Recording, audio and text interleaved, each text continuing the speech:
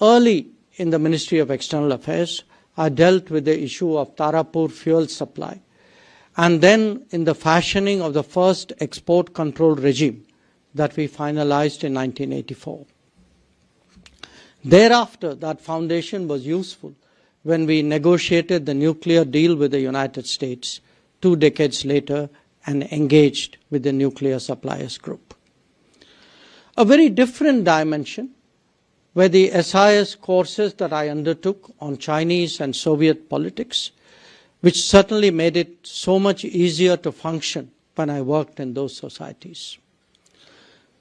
Looking back, perhaps the schooling in SIS also helped shape many other traits, including the inclination to engage and utilize the academic community and its platforms. And perhaps in a way I could blame my books on all of you. Now, the SIS started at a stage of our history when we began re-engaging the world after our independence. Since then, it has analyzed and interpreted global events while nation building advanced. A large portion of this period was when India confronted significant problems and adverse circumstances. Today, SIS must consider shifting gears and undertaking the task of addressing the agenda of Viksit Bharat. Now, this is no simple matter because it appears that it is India's destiny that its rise take place in an exceptionally turbulent era.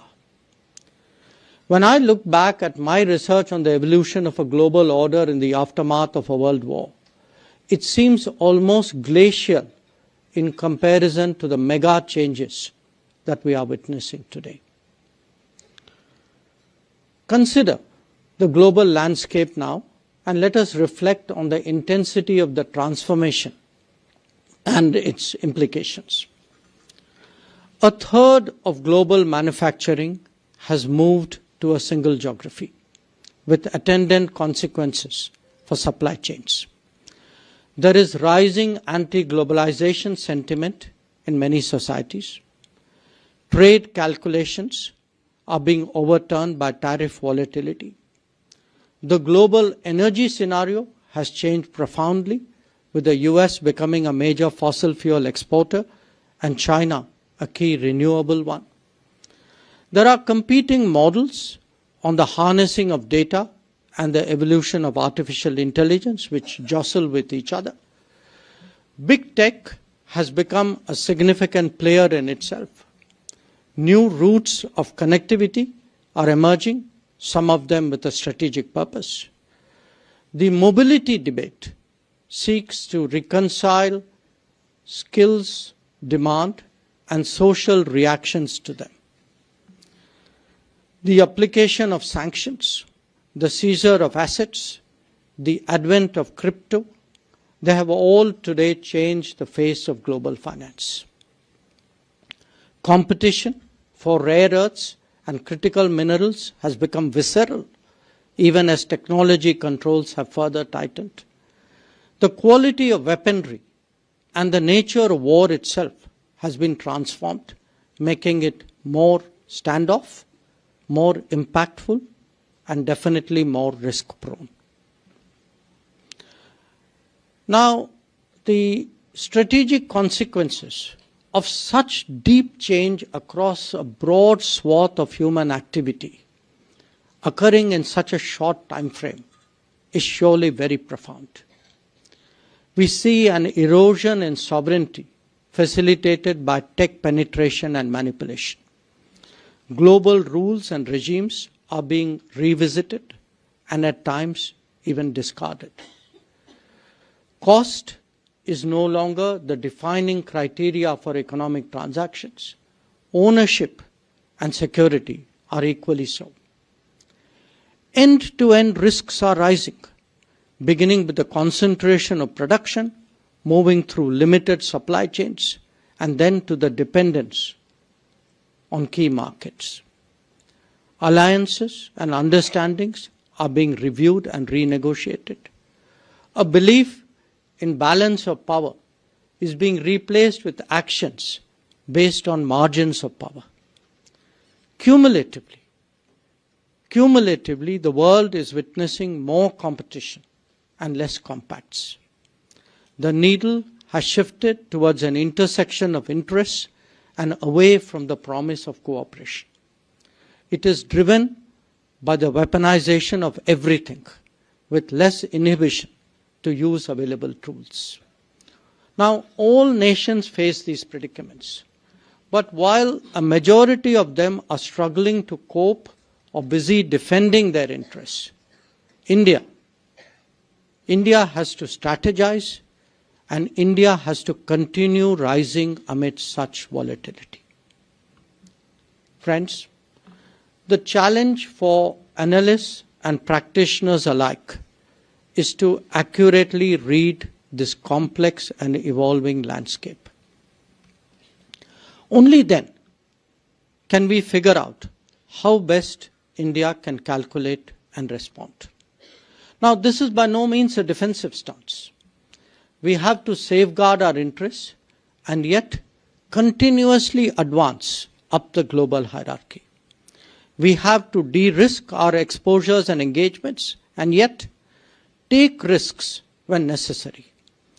We have to appreciate that interdependence is both a stabilizer and at the same time a vulnerability. And the world is all about being on the positive side of that ledger. From India's perspective, three driving forces of demand, of demographics, and of data will propel its rise. While this is naturally a domestic agenda, the foreign policy implications are to weigh the pros and cons of our choices. Not just that, indeed to maximize the freedom of choice itself. Along with that, we have to create the ideas, the concepts, the terminology, the explanations, and the narratives for the journey towards 2047. This is what awaits the SIS of the future. Now, every domain has its own truisms and fundamentals. Even as we look ahead, it is essential to appreciate the lessons of the past. And few are better placed to undertake that exercise than an SIS which is entering its 8th decade. Probably the most obvious of them is the importance of realism and the significance of national capabilities. Both were underestimated in the early decades after independence, with costs and consequences that we all know well. Our goodwill towards neighbors cannot presume that they necessarily reciprocate that sentiment. The value of territory and its strategic implications must never be taken lightly. The defense of our boundaries needs the requisite infrastructure, not just declarations of intent. If nations have permanent interests, then adjusting policy to global shifts must be accepted as a necessity. These learnings have been taken into account by policy formulation in the last decade. Now, allow me, in addition, to highlight 10 particular dimensions of change that we have also seen in the same period. 1. Relationships need to be continuously tended, not episodically addressed.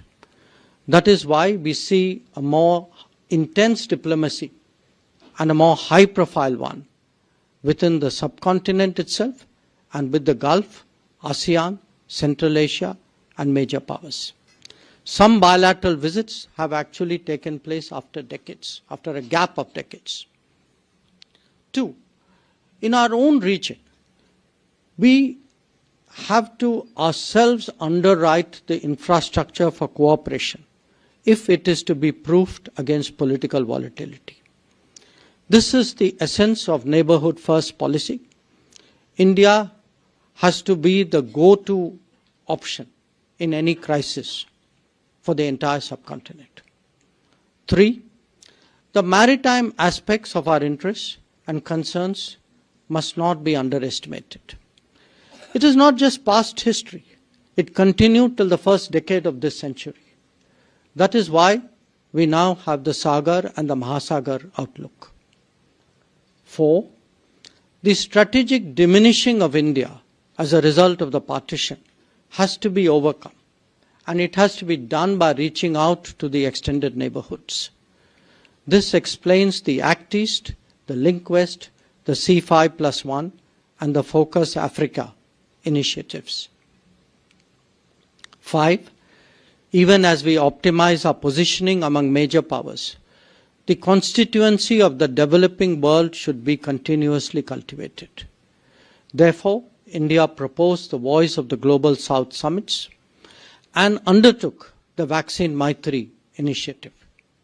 6. As our economy grows, so too do our responsibilities and in fact the world's expectations of India. That is why we have emerged as a regular first responder and a reliable development partner with projects today in 78 nations across various continents. 7. Recognizing that we have forged strong partnerships with many nations without making any an exclusive one, our preferred method of expanding cooperation is and will be through agenda-based platforms. Therefore, the membership of the Quad, of the BRICS, of the SCO, of the I2U2, amongst others. 8. Re-engineering connectivity is today vital. Increasing our options through engagement in multiple directions is in progress. We can see that with the IMEC, the North-South Transport Corridor, the Trilateral Highway, the polar routes, among others. 9. A nation's profile is also judged by the power of its ideas. In recent years, we have initiated the International Solar Alliance, the Coalition for Disaster Resilient Infrastructure, the Global Biofuel Alliance, the International Big Cat Alliance, etc. Or given a global thrust to yoga and wellness, to millets and nutrition, or to sustainable lifestyles. What may look ambitious today, like one sun, one world, one grid, could actually be a reality not that far away. And 10, overall, India must operate in a multipolar environment while itself preparing to emerge as a pole. That is why multi-alignment serves it well right now, and the goal of becoming a leading power is a natural one for the future. And preparations must commence now to create a global footprint, a task that probably will take 2 generations. No region is too far away anymore. No region is too far away anymore to engage for Indian diplomacy. And you can see that whether it is the Nordics or the FIPIC involving Pacific Islands, West Africa, CARICOM or CELAC. Friends, there is a strong and direct connection between the internal dynamics of any nation and its external manifestations. The concept of comprehensive national power has not only gained greater acceptance, but also serves as a key national security objective. Many of our preferences and initiatives are decided keeping it in mind. In engaging the world, it is also essential that we factor in the demands of the real economy and the views of the real society. This is not always the case in the past, where policy preferences were sometimes at odds with socio-economic sentiments of our society. Especially in this day and age, we cannot be impervious to public opinion. Developing and projecting our national personality on the world stage is also critical, as we occupy a more prominent place. After all, we are a civilizational state, and the quest for modernity and progress must be harmonized with our traditions and culture. So let me say this. The SIS has been in the forefront of developing India's diplomatic capabilities for 7 decades now. This has been both an intellectual endeavor as well as being a training ground. It has served as an inspiration for the proliferation of international relations studies in the rest of the country. Today, it must help shoulder the responsibility of preparing India to enter a higher orbit and emerging as a leading power. We need the concepts, the strategies, and the terminology to facilitate that journey. Auditing our performance and illustrating it with case studies is enormously helpful. How to debate within and how to disseminate beyond is a task that SIS must pursue vigorously.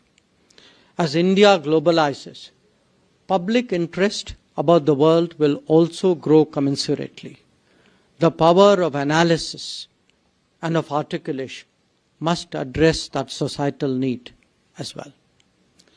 So, as we mark SIS at 70, let me conclude by emphasizing what a privilege it has been to be associated with this august institution. I have every confidence that it will grow from strength to strength and live up to the promise of its very distinguished history. Thank you very much.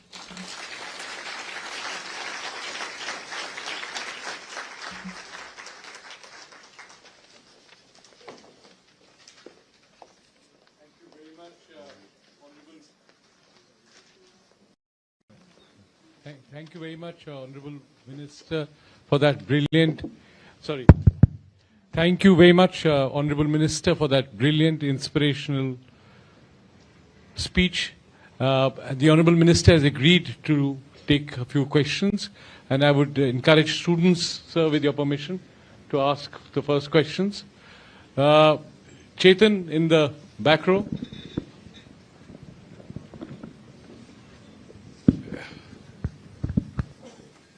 Hello, sir. Good evening. Sir, since independence, Indian foreign policy has moved from a phase of hyphenation to dehyphenation with Pakistan. But some recent events suggest that some degree of rehyphenation. So how do you see it, and does it indicate a gap between our policy intent and diplomatic outcome?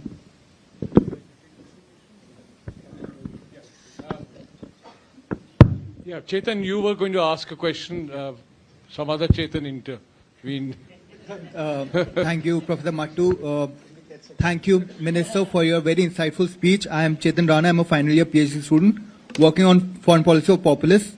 My question is, like you emphasize a lot on neighborhood in your speech, right? And you talked about how the world today is very complex, but India's neighborhood has been a challenge from times of Nehru to today, right? The nature or the forms of those challenges have changed, but it has been a challenge. So my two-part question is, one, how do you evaluate the success or failure of neighborhood first policy, considering the reality that neighborhood will always be a challenge? And B, can India rise while not being able to accommodate India's neighborhood properly? I think I see Khushi there. Yeah, Khushi, go ahead. Thank you, sir. My name is Khushi. I'm a PhD student at CPOR SIS. And, sir, since there's a touch of reminiscence and nostalgia in the air today, could you share some JNU experiences with us and some learnings and experiences that have stayed with you through these years? Thank you. Yeah, I'll respond to this. You want to take one more? One more? Yes. Suhasini, you're here after a while, perhaps. Yeah, there was one more question. The gentleman in the blue shirt. There's a girl, young lady. Young lady. Yeah, get up. Get up, yes. Yes. So, good evening, sir. Good evening, everyone. As we know that India's foreign policy has long projected strategic autonomy, and it has been able to manage multiple major powers. And it has served India's interests. It has also helped India to navigate into the complex multipolar world today.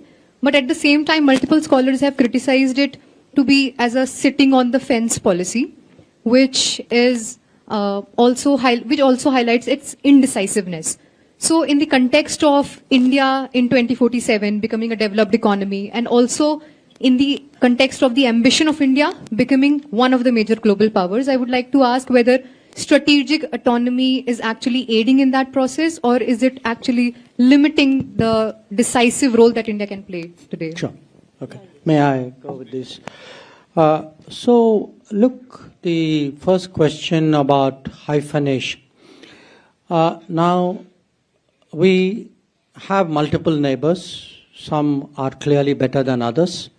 And the hyphenation normally happens with a neighbor who's not so nice.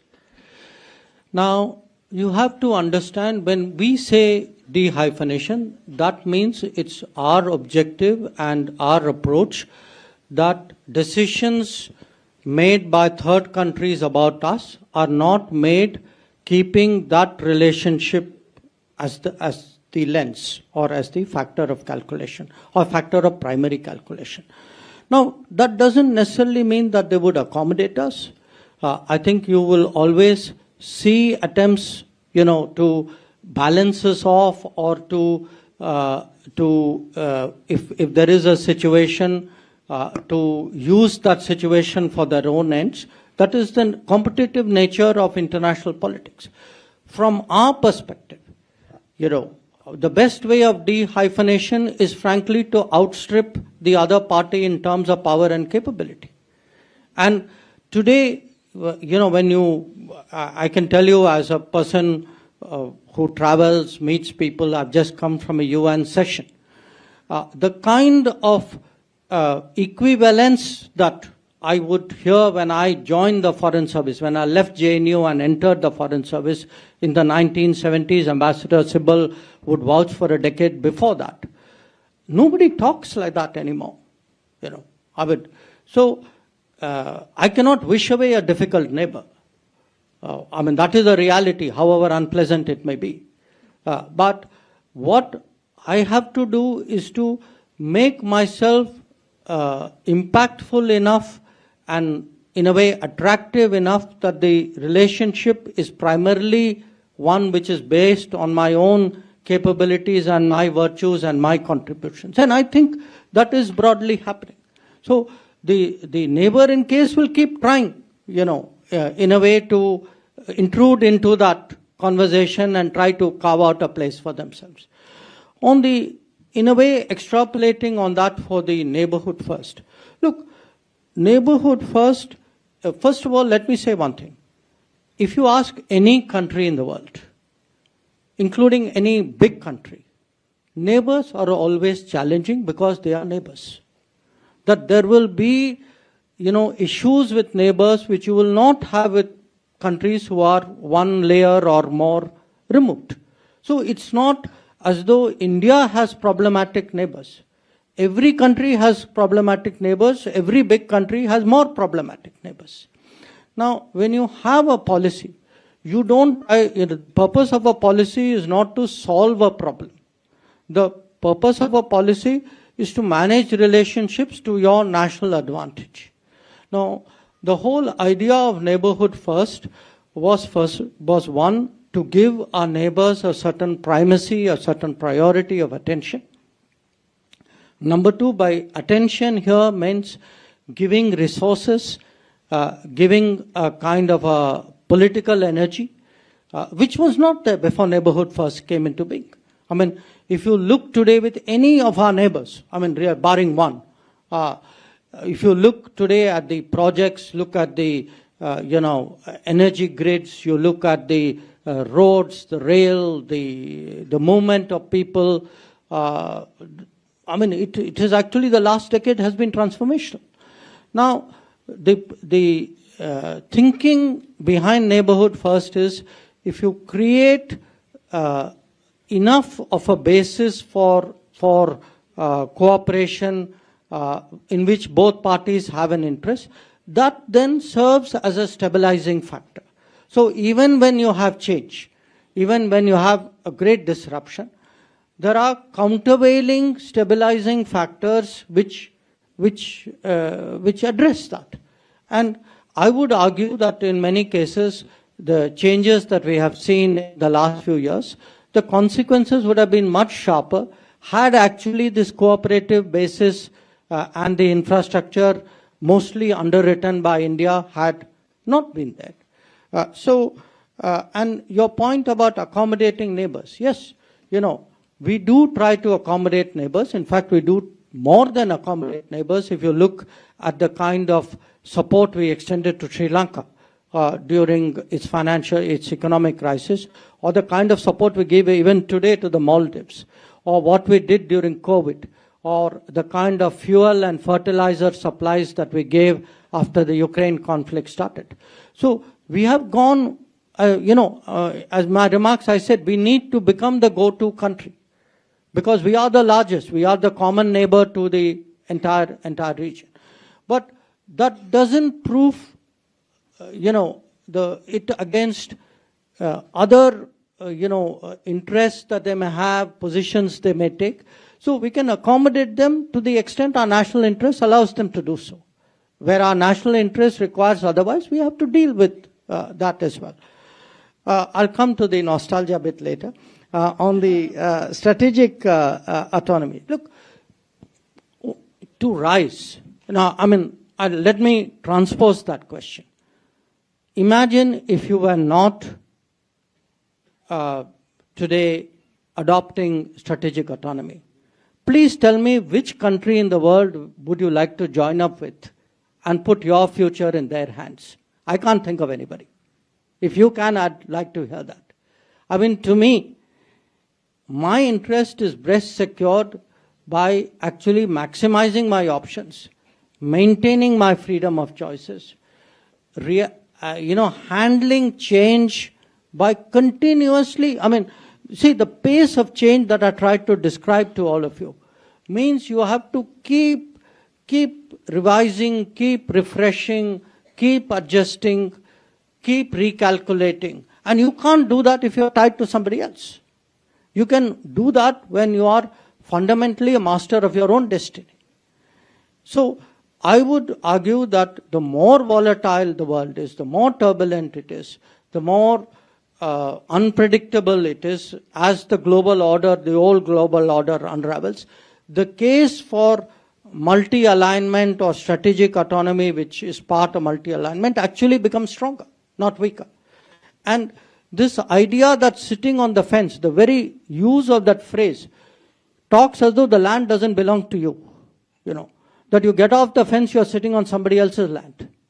So at some stage, we've got to carve out territory or space for ourselves. And then say, okay, I've taken a stand. Maybe a time will come when others will wonder whether they should be aligning with us or not. So my point is, a lot of these arguments that, freedom of choice is equated with indecision, which is a clever subtext for saying align with me. I think we should call it out. We should say that, look, that's not the way I consider. When we were much weaker, we didn't do it. There is today no case to do it. In fact, when I look at the current trends in global international politics, I would argue that the behavior of states, some of which Ambassador Sibal also referred to, has actually made a stronger case for maintaining strategic autonomy and promoting multi-alignment. The question about nostalgia, look, nostalgia takes many forms. I remember friends, some of whom are here, some of whom are not here, some of whom are not anymore with us. For me, in fact, this was not just a university I studied. I got married to a fellow JNU student. So I remember my teachers, some of whom are sitting here. I'm